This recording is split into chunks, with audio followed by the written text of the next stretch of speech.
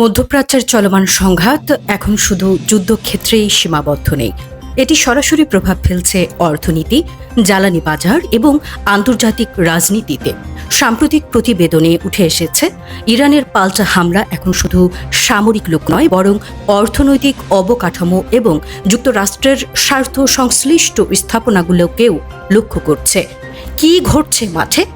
তেল ও গ্যাস স্থাপনায় ড্রোন ও ক্ষেপণাস্ত্র হামলা, মার্কিন দূতাবাস ও ঘাঁটিতে আঘাত, উপসাগরীয় অঞ্চলের গুরুত্বপূর্ণ বন্দর ও শিল্প এলাকা ক্ষতিগ্রস্ত।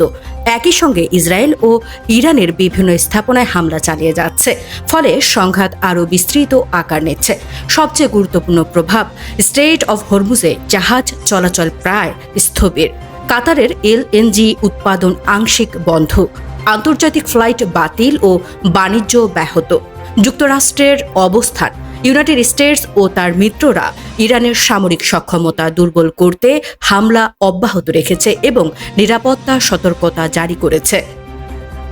ইরানের কৌশল, সামরিক পাল্টা আক্রমণ, অর্থনৈতিক লক্ষ্যবস্তুতে হামলা, আঞ্চলিক চাপ বাড়ানো। বিশ্লেষণ, অর্থনৈতিক যুদ্ধের রূপ নিচ্ছে সংঘাত। এখন শুধু সামরিক নয়, তেল, গ্যাস, বন্দর সবই লক্ষ্যবস্তু। গ্লোবাল মার্কেটে ধাক্কা, জ্বালানির দাম বাড়ছে, শেয়ার বাজারে অস্থিরতা। আঞ্চলিক দেশগুলোর ঝুঁকি, সৌদি আরব, কাতার, ইউএই সব দেশ সরাসরি প্রভাবের মুখে। মানবিক সংকট বাড়ছে, হাজার হাজার মানুষ বাস্তুচ্যুত হচ্ছে। বিশ্ব রাজনীতিতে চাপ, চীন ও অন্যান্য শক্তি যুদ্ধ থামানোর আহ্বান জানাচ্ছে।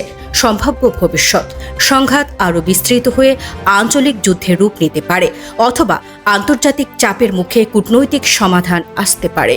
বিশেষজ্ঞদের মতে, এই সংঘাত এখন শুধু মধ্যপ্রাচ্যের নয়, এটি বৈশ্বিক অর্থনীতি ও নিরাপত্তার জন্য একটি বড় হুমকিতে পরিণত হয়েছে।